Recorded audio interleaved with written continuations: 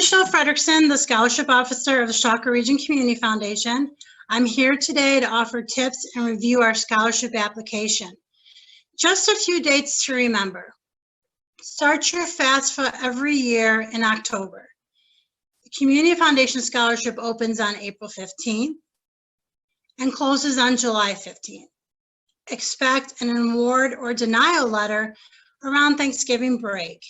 And checks are available in January for your second semester expenses. Our application will take you an hour or 2 hours, and if you receive the average award of last year's recipient, then which was $1,600, then you just made $800 an hour. Our scholarships are available to Chautauqua County students who graduated from a Chautauqua County high school. These scholarships are available throughout your college career, and we will have over $1.3 million available for our students this year as well. To complete the application, you will need to answer the questions, complete a personal statement, upload a current transcript, and a financial aid award letter from the college you plan to attend next year. I will go into more detail about the financial aid award letter when reviewing the application. Also, you will need to know your expected family contribution. This is the number that you obtained when filling out your FAFSA. Okay, I'm going to check and see if we have any questions before I begin.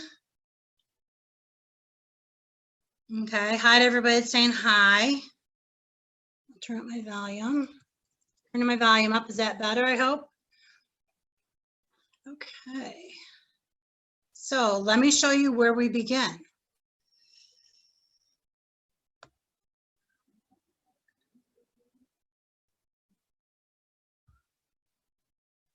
We will begin. Oops. All right, over here. So you'll go to our website, which you saw when you came on, CRCF. online.org/scholarships. Once you click on that, in that email, the website address, sorry, you'll see this big blue button. And once you click on that, you'll go to the portal site to fill out the application. So first you're going to want to do is you're going to want to create a new account. And when you create the new account, you're going to fill in all the areas with an asterisk, your last name, your first name, your email. And I want to let you know, please use an email that I'll be able to contact you with in the future. So don't use your high school email, because once you graduate in June, I will not be able to re-email you if I need something. So I would make sure you use a different email. If you have Gmail, Hotmail, or Yahoo, any of those would be great. So anything with an asterisk, then you're going to click next. I'm not going to do it, but you click next and then put in a password. And this will be your username and password throughout your whole time you do the applications. These applications are available freshman year all the way through grad school. Okay. So let's log on. When you log on, you'll come up to here. I'll get you logged on here.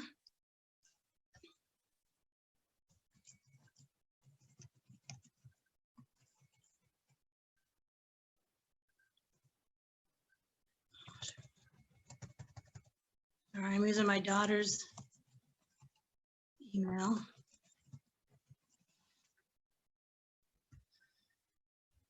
And once you log in, you'll have these options. As you can see, we also have music applications available if you're going into music or need money for music lessons. So what you want to do is then you click on the apply button either here on the right or up at the top where it says apply. Either way you can get in. And once you apply, it's going to be pre-filled with your information that you filled out when you created your account. And then you're going to have to, again, you're going to have to put in your name and your last name, anything that has an asterisk by it. Now I come up to the area where it says, do you want to be texted? I really would like to see people answer yes to that, because it's so much easier for me to reach you via text message. than it is through your email, because you tend to check your text messages more. I'm going to check the questions real quick. Okay, we're good. And then I told you about the email address. Don't use your high school email address. And then these are just simple questions about your gender, date of birth, last four of your social security number, high school you go to, the year you graduate. So if you're graduating this year, you're going to be a freshman. And like I said, it's also available to grad students. Okay, sorry, I'm going to check the chat real quick. Maybe. Okay, I'm not going to. Sarah's going to monitor the chat. And if there's any questions, I'll answer them after I'm done showing you guys everything. And I'll answer all your questions at that time. Sorry about all this. Okay. Then you're going to pick the college you're going to go to. There's 3 different areas for that. And if it's not in the list, just put it, mark it as other, and then put it in, and then we'll add it later on. Okay, now your major. This is important. I want you to make sure you try and find a major that we already have in the list, because some people will put other and it makes it difficult to change that major. So like say you're going to go into underwater welding, which sounds super cool, but just put welding. It's going to put you in the same scholarships. Say you're going to be in curriculum and instruction. Put education down. It's going to put you in the same areas as that major would as well, because I know all the names changed and everything. You also can add a minor. And okay, and then there's true-false questions. If the first 2 are just for the incoming freshmen. So whatever you did in high school, if you did 2 sports, or if you played hockey, tennis, or volleyball, you need to also indicate that in your extracurricular activity somewhere so that I can verify that this is a true statement. So there's several questions you'll need to ask, and don't worry if you have a lot of false questions, because these are just for one specific scholarship. We have over 300 scholarships that this one application will cover. And the other question I wanted to go over with you guys is the volunteer for 52 hours. We extended that out a little bit so you can include some of your junior year volunteer activities, because of everything that's going on now. We realize that you don't have access to maybe as much volunteer. But I did want to let you know that if you wanted to go to the United Way of Southern Chautauqua County site, there's volunteer activities available for you guys if you want something to do, if you want to add some volunteer experience. And Sarah's going to put their email address, their website address up in the chat box for you to go to. So you can sign up to help pack lunches, I think, at St. Susan's. So it's a good opportunity to do something different and add to your volunteer experience. Okay. So then here's your current activities. You've got your academic honors. I'm asking you just for your top 4 academic honors. So if you're a junior in college, you really should not include your stuff from high school. It should be whatever's most current. You know, you made Dean's List or you made Merit Roll. Put that in there. Extracurricular activities. This can be your church. This can be music.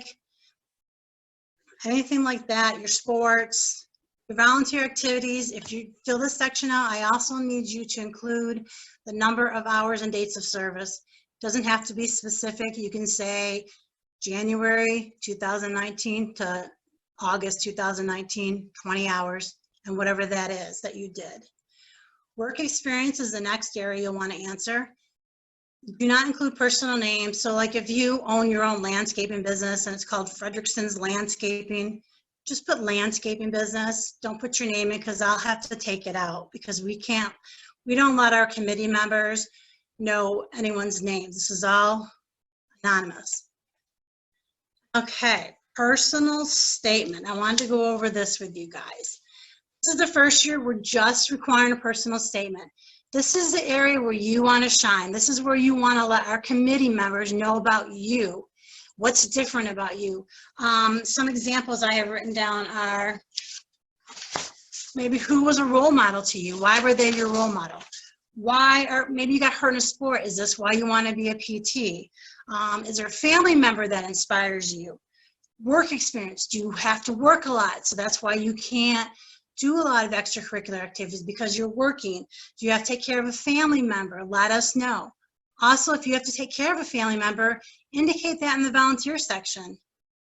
Another idea is, why did you choose this major? And if you're an average student, let the committee members know you're an average student, but you're okay with that and you're moving on and you're looking forward to the future.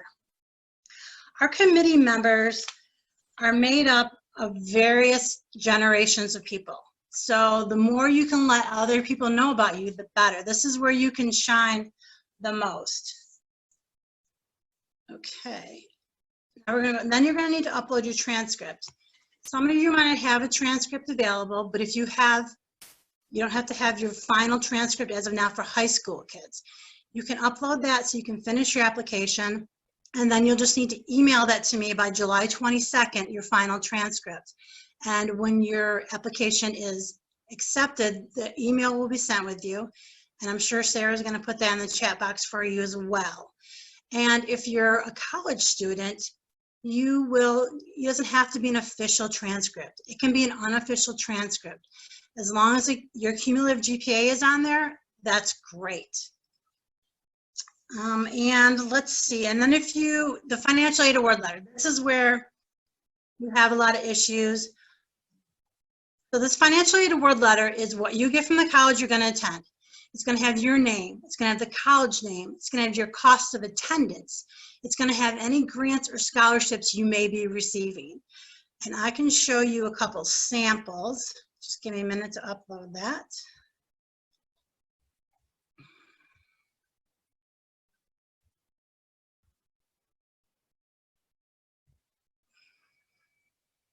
Okay, so here's a couple of ideas of financial aid award letters. I hope you guys can see this. I think you can. Okay, good. So as you see on this one, there's a cost of attendance up at the top. They're getting federal Pell Grants. They have work study. This is the financial aid statement. If you go to a SUNY school, it's called a Smart Track. And this says we can't see your next screen. I'm sorry. You can't see it? Okay. We're still on the application. Okay. Thank you, Sarah. Okay. Share. How's that? Can you see my? There you go. There we go. Okay, so here's the Fredonia one I was talking about, the SUNY Smart Track. Love this one. It has everything in it. It even has your EFC down at the bottom. And then I'll show you the first one again. This one is a little more basic, but it still has the total. They're getting a grant. Doesn't have the student's name, so I would have had to contact the student and ask for an award letter, so I know that they're going to that school. The school's name is down at the bottom. And then the first one looks like this.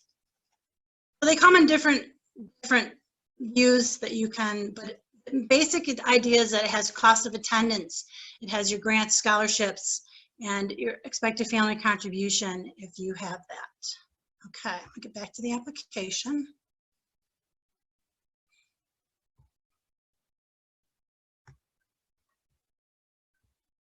Okay.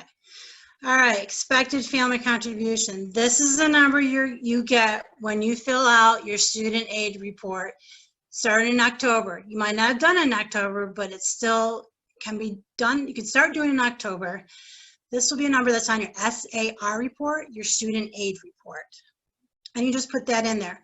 If you are a student who you're not filling out the FAFSA because you're paying for your own college expenses, just indicate 9999 and you'll still be able to be put in for scholarships. You just won't be available for any of the financial aid need-based scholarships. But I'll still need some type of cost of attendance, some type of financial aid letter, so I know that the cost, where you're going. Let's see, and then you just got some, you just need to tell me that everything you did is true. If you want us to share your information, it's okay if you don't. A couple of things I also want to tell you guys. Bookmark the site. Once you get in, sign up, bookmark it so you can just keep clicking back and forth. You don't have to go to the CRCF site first. And this application is automatically going to save for you. The only time you need to actually save it is when you're going to exit out, and if you need to re-upload some documents, you need to save it. And I want to let you guys know that I will get a hold of you if something is missing or something is incorrect. That's why it's important that your email address is an email address that you check, or you give me the option to text you. I will text you and let you know that I'm missing something. And also be aware that unless you get an email from me saying your application is complete, don't assume it's complete until you get that email saying everything is submitted, complete. Your information will go to the committees. Another thing I wanted you guys to think about, some of you kids might be getting a lot of scholarship money. Say you're a freshman, you're getting a lot of money, maybe you're getting the USA scholarship. Maybe this year you won't get a scholarship, but keep in mind that your financial need can change as you go to, if you don't go to JCC, if you go to a school that's more expensive, your financial needs can change. So even if you don't get money one year, try again. Like I said, if you spend an hour or two and you get $800, you just made $400 an hour, which is a great amount of money. And checks will be available in January. And just so you know, these checks come to you guys. They do not go to your school. They will have your name on them. You may use these checks for anything you need. If you have a flat tire, you can use it. Any college expenses, we know there's more than just tuition, your room and board, you need food. So this check is coming to you guys to use towards your expenses. I'm just going over what I want to tell you. Sarah, is there any questions I should be answering? Michelle, we had a couple of questions related to scholarships based on financial need. If you wouldn't mind, I guess, talking a little bit about how our scholarship process is different in the sense that we have scholarships that are available for students regardless of financial need. Yep, that's why when I said if you're not doing the FAFSA, I'll put in the 999, because we do have scholarships available to kids for academic achievement, some based on your major. So we have over 300 funds. Every fund has a different criteria. It could be financial need, it could be academic, it could be merit, it could be the college you're going to, it could be, you saw the bagpipe question on there, it could be you're a bagpipe player. There's so one application covers so much, so many opportunities for you. Okay, and then I'm always available. I'm always available through email to help you guys. That's what I'm here for. I don't mind talking to you. I talk to lots of kids. We love when the kids call. And then if anyone, the FAFSA, I want you guys to remember those dates I told you. These will always be the dates. FAFSA is always going to open October 1st. We're always going to open April 15th. We're always going to close it July 15th. We're going to send you an award or denial letter over Thanksgiving break, and then we're going to make checks available to you in January. Checks are available in January, but you still have to prove that you're going to school the second semester. So you're going to have to get an enrollment verification from your college. This is usually done on your Banner or Portal account. Some schools aren't available till February, but that's okay. The checks are going to be here till at least July. And if you have problems getting the information you need, we can help you with that as well.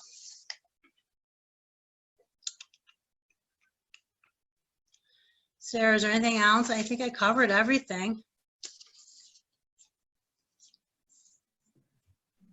We don't have any questions. I guess I don't know if you just want to give everybody a couple minutes if there's anything we haven't covered that you'd like to ask. I did provide Michelle's direct email address in the chat box if anybody wants to reach out to her, not in a group forum with specific questions related to your situation, but. I'm also going to give you guys a couple more tips in your personal statement. Spelling and grammar is huge. Committee members hate spelling and grammar errors. So if you get a chance, type it into a Word doc, check for spelling and grammar. Even better if you have someone who can look at it. No personal names. I don't want to know any personal names. I want to know about you, but I don't want to personally know you. The committee members really want to learn about you. Try not to I mean, you can, but I encourage you not to re-talk about everything that you listed above, your extracurriculars and all that stuff. Try and think a little bit more about you so they can learn a little bit more about you, because that's what the committee members love. And you have to remember, some committee members are 30 years old, some committee members are 70 years old. So you got a broad spectrum of members there that are going to be looking at this. Teach them something. And your story, it doesn't have to be a big story. I mean, everybody's on a different journey. Just talk about the journey you're on. And I gave you some ideas, the role model, how hurt as an athlete, family member that inspires you. I wouldn't talk about the current COVID-19 situation. I feel like that could be overused. And last year we had a question about social media, and that was overused, and the committee members got tired of reading it, because you have to remember, these committee members are reading 200 applications to review. So you want to be that one that stands out. But we have some scholarships that have hundreds of thousands of dollars available, but there's going to be 200 scholarship applications. Just keep that in mind. But also remember, 85% of our students got money last year.